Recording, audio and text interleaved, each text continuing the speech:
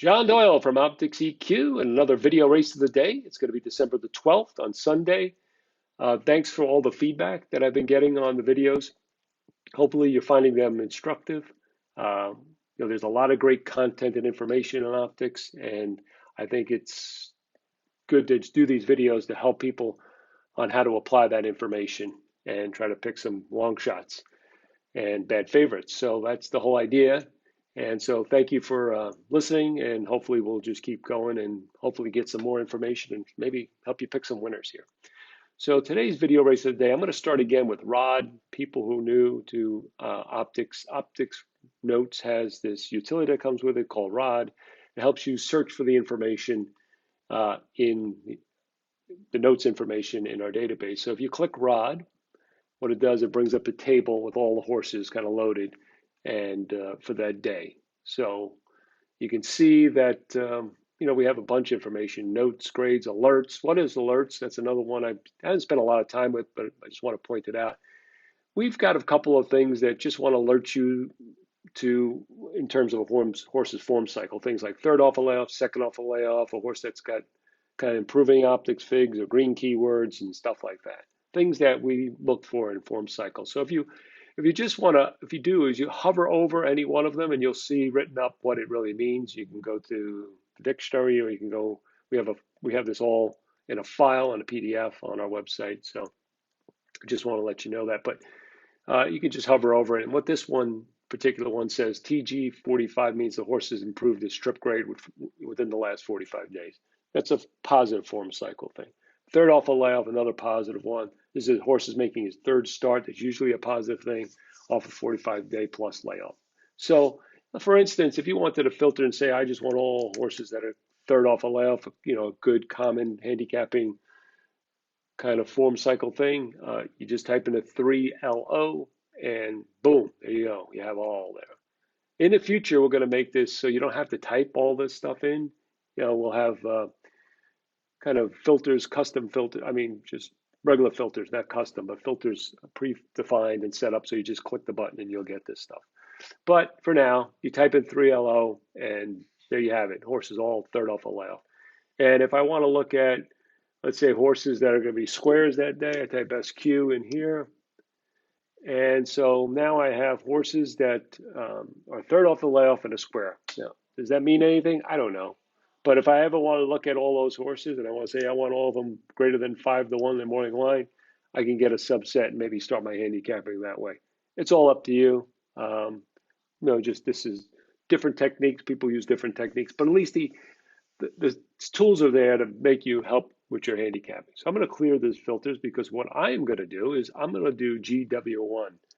GW1. What does GW1 mean? That means that the horse, and you see when I hover over it, GW1 means green keyword in the last race.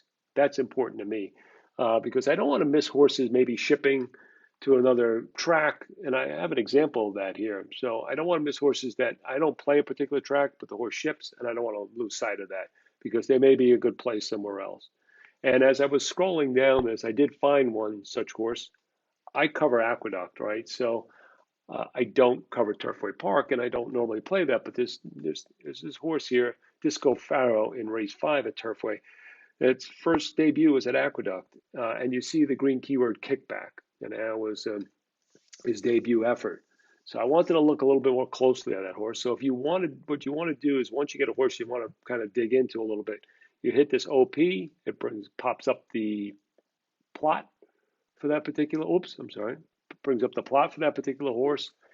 And plot's not interesting to me, right? Why? Because you see all these triangles, okay, on the right. That means those horses haven't either run or haven't run today's surface of distance in years, and so, or they're foreign horses, something like that. But if we can't plot them, we don't have a reliable plot. You can see the plot fit is red. And so I'm not going to go on the plot because just look at the table. You just see an empty table to the right. So there's a lot of guesswork. So there's got to be a little imagination here in this race because there's just not a lot to go on. I would evaluate the first time. So I'm not going to go through that. I just kind of want to focus a little bit on Disco Pharaoh and a couple others in here. But the first horse I want to point out is number 6, and probably one of the favorites, Emerald Express. You can see this horse had a prep green keyword. What did that mean? That means we think the horse should benefit. And it looks like if you see the note, it's going to race well off the pace, slow, benefit from added ground. Okay, so this horse got a little bit more added ground in Kentucky. He ran better. Then he got even more ground going along at the route at Churchill, and improved even more from a figure standpoint. So we were kind of right on with this horse in the green keyword. Now, the only thing I'm wondering is, did this horse, okay, peak? And now he's going from dirt to synthetic. But again, I just wanted to point out the green keyword, but he will be one of the contenders in this race. The other horse I wanted to point out too was the 11 Lavender Earl, B plus in debut at this on this track in a good strong race. So something to work off of. The only thing is, compared to some of the others in here, this horse was running at the $50,000 level in the last two. Ran well, but now it goes back up. I don't know if it's really back up, but it's at least a lateral, because there's other horses that ran in maiden special weights at Churchill here. So something to watch, but probably another contender. And I would say the 2 and the 3 is something to look at. So it looks like the horses that have run have done some running. You got a Wesley Ward first or two, so you want to pay attention. So, what that means is we're going to get a better price on our 9 Disco Pharaoh, who only ran a 67, but he had the kickback. Now, we've seen horses improve 15, 20, 25 points from a kickback race. And this horse ran at Aqueduct. Aqueduct's, I would say, at least on par right now with Churchill in terms of maiden special weights. So he fits right there in class. But I'm going to show you a method to try to understand how good or bad that race he came out of at Aqueduct was. So let's go to the grid. There's Disco Pharaoh. And so when you double click his run line, what it does, it pops up the plot for that race.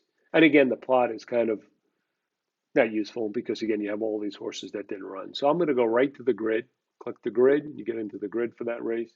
And then what I'm going to do is, and I've done it already here, I'm going to search for I'm going to search for horses that come back the next time to run, and how did they do?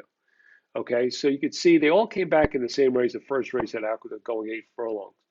So, I mean, that could be like this race could have been a good race or whatever, don't know. But if you look at it, it looks like they ran 1, 2, and 5 coming out of that race. And they look like their numbers are really high. So I'm going to just drill down a little bit more. I'm going to say greater than or equal to that race, because I wanted to see what the horse number before was. So Scalding, another kickback horse, came back and ran second and improved by 34 points. Now, we got to see if we trust that number. But right now it says that was a big upgrade for that horse. Waxman went from a 9, had trouble to start. Won the race with a B plus and improved 22 points. And then Rock Sugar, who didn't run as well, ran 5th, but still improved 14 points. So it looks like, from a numbers point of view, there should be a lot of improvement in that 67 Disco Pharaoh ran. And if he can improve similar to these, even if he's less than these, let's say if he improves 20, makes him a factor in this race when we start looking and comparing him to other numbers of the other horses in the race. Again, he's got to do something in terms of running on synthetic for the first time. But if I'm just going to sort this by numbers, like an 80, if he just improves 20 points, puts him right into the mix of this race. Okay, and then when you just kind of look at his odds, it's 12 to 1. That gives me some reason to give some leeway and try to get a shot with this horse at a big price. And he's going to be all of that, I would imagine, at least close to that, because of the other horses in the race. You got the Ward first-time starter at Turfway Park. But this is a horse that could fly a little bit under the radar using both our keyword method and also our key race method. This is a horse that we're going to give a shot at a big price in race 5 at Turfway Park. Again, thanks for listening. John Doyle from OptixEQ. Visit us at OptixEQ.com. And hopefully we'll keep these videos going and keep the questions coming and keep the interest there. We'd love to engage.